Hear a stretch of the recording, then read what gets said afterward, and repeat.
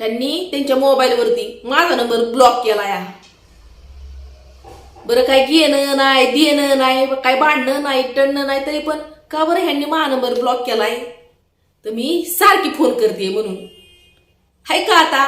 बरं फोन माणूस काय आय लव्ह यू बोलायला करते वे काय काम असेल म्हणूनच माणूस फोन करतय ना.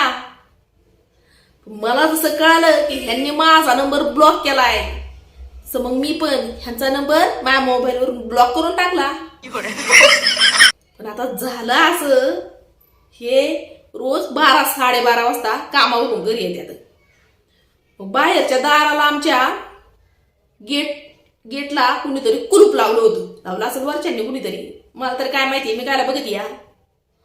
मग मी पण काय केलं थंडी गारठ्याची आपली गुणगार 2 गोळ्या घेऊन झोपले मस्तपैकी. हे आलं 12-12:30 वाजता कामावून आल्या असत्याल. हे बाहेर आरडून आरडून माझ्या नावाचा जप करून करून वैतागून गेलं. पण मला काही सूद नाही. मी इकडं लुणगुण झालेले गुणगार झोपमध्ये वैतागून गेलं. हे दरवाजा वाजवून वाजवून त्या गेटचा मला काहीही सूद नाही. माझ्या कानावर आवाज पडत होता बर का पण माझा डोळाच उचकटा ना अजिबात.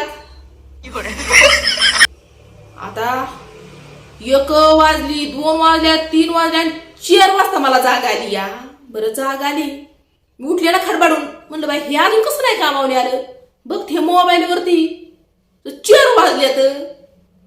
आता बाय का बरं आलं नाही ते विचार करत करत जी बाहेर जे निघाले तर हे खुडखुड खुडखुड करत गेटच्या बाहेर थांबल्यात. कसा काय इमान आलं म्हणून मला स्टॉप करायला लागला व्हिडिओ.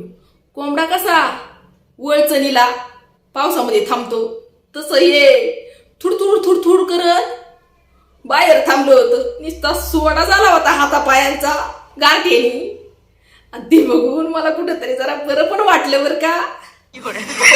ब्लॉक बायकोचा नंबर ब्लॉक करण्याचा बघितलं ना काय परिणाम होतो या. पण यांनी बाहेरूनच अशी जी माझ्यावरती फायरिंग सुरू केली होती आता ते काही सांगत नाही मी तुम्हाला.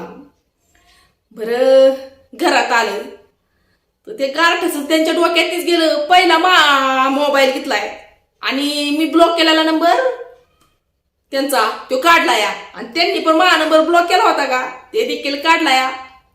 कशी काय आदल घडली या. मग बायको संग असा पंगा नाही घ्यावा.